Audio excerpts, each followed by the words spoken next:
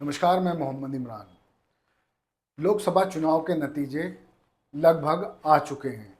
NDA या India दोनों एक दूसरे से टक्कर हो रही है, कांटे की टक्कर है। लेकिन अब तक ये साफ नहीं हो पाया है कि सरकार बनेगी तो बनेगी किसकी। दरअसल बीजेपी बहुमत का आंकड़ा नहीं छू पाई है, लेकिन इंडिया गठबंधन भी ऐसा नहीं कि बहुमत की ओर है। एनडीए गठबंधन बहुमत का आंकड़ा पार कर चुका है, लेकिन सियासी गलियारों में गूंज उठने लगी है कि गठबंधन के सहयोगी दल इंडिया गठबंधन की ओर जा सकते हैं। खैर, वो जाएंगे या नहीं, इस बारे में अभी कुछ भी कहना जल्दबाजी होगी। मगर अभी लेटेस्ट खबर यह आई है कि वाराणसी से पीएम मोदी जीत चुके हैं और अमेठी से केंद्रीय मंत्री स्मृति ईरानी के सी शर्मा से हार चुकी है। यानी कांग्रेस के वफादार रहे श्री शर्मा ने उनको हरा दिया है। यही वजह थी, इसलिए प्रियंका गांधी चुनावी मैदान में नहीं उतरी। बताया ये भी जा रहा है कि उनकी जीत के पीछे पूरा और पूरा दिमाग प्रियंका गांधी का है। किशोरी लाल शर्मा इस वक्त जीत चुके हैं, प्रधानमंत्री भी जीत चुके हैं। उसके अलावा अब तक मैं आपको बता दूं कि अयोध्या से भाजपा हार चुकी है। यानी राम मंदिर का मसला देश भर में भले ही इफेक्टिव रहा हो, लेकिन अयोध्या में ये मसला पूरी तरह फेल हो गया, यानी जनता ने नकार दिया। इस सब के बीच सबसे बड़ी खबर यह है कि स्टॉक मार्केट यानी शेयर मार्केट आज धड़ाम गिरा है। पिछले 4 सालों में रिकॉर्ड तोड़ दिया है। इससे पहले 4 मई 2020 को शेयर मार्केट इतने अंक गिरा था, यानी 5.94, और अंकों के हिसाब से मैं बात करूं 4,389 अंक गिरा है। इससे आप अंदाज़ा लगा लीजिए कि शेयर मार्केट में क्या हलचल चल रही होगी। निफ्टी 1379 अंक गिरा है, यानी 5.93% अंक गिरावट हुई है। एनटीपीसी और एसबीआई के शेयरों में भी गिरावट देखने को मिली, करीब 15% गिरे हैं। उसके अलावा अडानी अडानी के शेयर तो वाकई चर्चाओं में थे। अडानी के शेयर करीब करीब 19 से 20% गिरे हैं। ऐसा नहीं कि सभी शेयर इतनी प्रतिशत गिरे हैं, कोई 18 गिरा तो कोई 17 गिरा तो कोई 22 गिरा। ऑन एवरेज 20% हम मान सकते हैं। लेकिन ये कोरोना से के समय में ही इतनी बड़ी गिरावट देखने को मिली थी। अब मैं आपको समझाता हूँ कि किस किस तरह से इंडिया गठबंधन और एनडीए सरकार बनाने जा रही है। अब आपको मैं बताता हूँ। सपोज आप इसको मानिए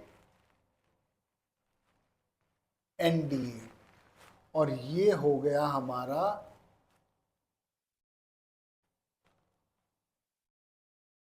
इंडिया। अब तक एनडीए के पास करीब करीब 294 सीटों का रुझान में आ रहा है। इस वक्त बच चुके हैं 5, काउंटिंग चालू है, और इनका करीब करीब 233। अब खबरें आ रही हैं कि नीतीश और चंद्रबाबू नायडू इसमें जा सकते हैं। यानी इंडिया गठबंधन में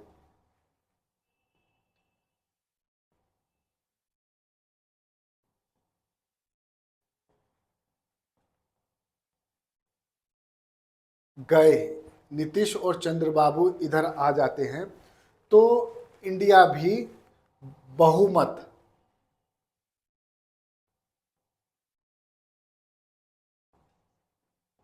का आंकड़ा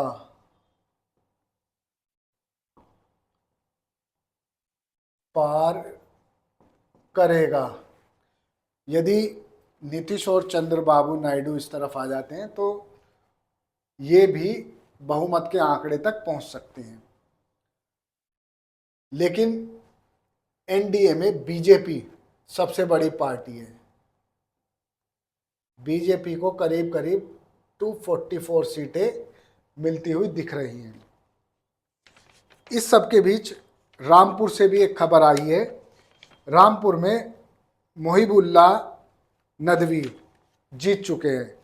88,622 वोटों से उनको जीत मिली है। उसके अलावा अब तक के इतिहास में सबसे बड़ी जीत हुई है इंदौर से, करीब 10 लाख का आंकड़ा पार। शंकर लालवानी जीत चुके हैं। लेकिन मैं आपको एक और यहाँ बात बता दूं कि इंदौर से कांग्रेस उम्मीदवार ने लास्ट मोमेंट पर अपना नामांकन वापस लिया था। उनका 307 यानी हत्या के प्रयास का केस खोला जा चुका था।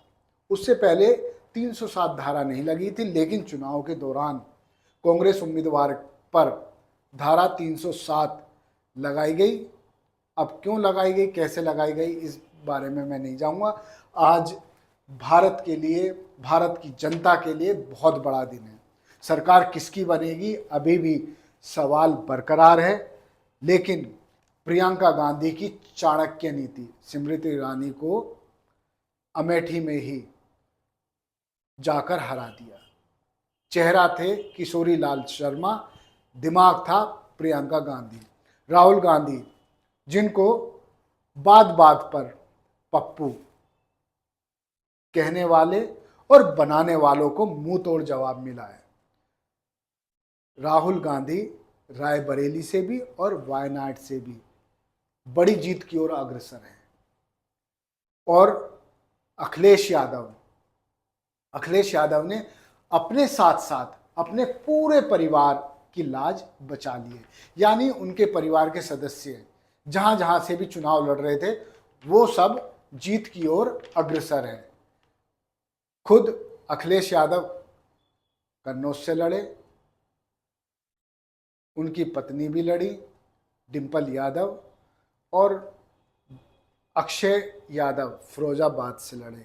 उसके अलावा जितने भी उनके परिवार के लोग थे वो सब धीरे धीरे जीत की ओर बढ़ते जा रहे हैं। एक बात ये भी है, किसी पत्रकार ने अखिलेश यादव से पूछा था कि आप परिवारवाद करते हैं। अखिलेश यादव ने जवाब दिया, जिनका परिवार है वही तो कुछ करेगा और जिनका नहीं है वो कहाँ से लाएगा। हम तो कहते नहीं, आप भी बढ़ा लीजिए परिवार। ये अखिलेश यादव का जवाब था। लेकिन एक सोचने वाली बात है और समझने वाली बात है, दिल्ली में 7 सीटें फिर से बीजेपी के खाते में जाती दिख रही हैं। अरविंद केजरीवाल जेल से बाहर आए और प्रचार भी किया। आम आदमी पार्टी और कांग्रेस मिल गए, गठबंधन हो गया, लेकिन फिर भी दिल्ली में कोई कमाल नहीं कर पाए। केजरीवाल ने एक शगुफा छोड़ा, यदि पीएम मोदी तीसरी बार कुर्सी पर बैठते हैं तो वो सबसे पहले उत्तर प्रदेश से सीएम योगी को हटाएंगे। इसको लेकर कभी भाजपा की ओर से कोई प्रतिक्रिया नहीं आई और अरविंद केजरीवाल बार बार एक ही बात कहते रहे। खैर, अब तो वक्त बताएगा। यूपी में भाजपा का जो प्रदर्शन रहा है वो सबसे खराब माना जा रहा है, क्योंकि भाजपा काफ़ी सीट माइनस में आ चुकी है। करीब करीब गठबंधन को 43 से 45 सीटें मिलती यहाँ दिख रही हैं। उसके अलावा लखीमपुर खीरी केस से आप परिचित होंगे। यहाँ एक कार एक्सीडेंट होता है, किसानों पर गाड़ी चढ़ा दी जाती है। अजय टैनी यानी राज्य मंत्री थे गृह विभाग के, गृह मंत्रालय के, वो हार चुके हैं उसके अलावा मोदी सरकार के 4 बड़े मंत्री इस चुनाव में हारे हैं। अंदाजा लगाइए क्या हुआ है। हुआ ये है, मोदी लहर नहीं थी, बल्कि लोगों ने वोट किया अपना दिमाग लगा के, और ऐसा भी लग रहा है कि चुनाव हिंदू मुसलमान से दूर रह के हुआ है, जिस तरह के नतीजे। लेकिन सबसे बड़ा सवाल यही कि एग्जिट पोल के पोल्स का क्या, आप देखिए एग्जिट पोल ने क्या दिखाया और रिजल्ट क्या आ रहे हैं।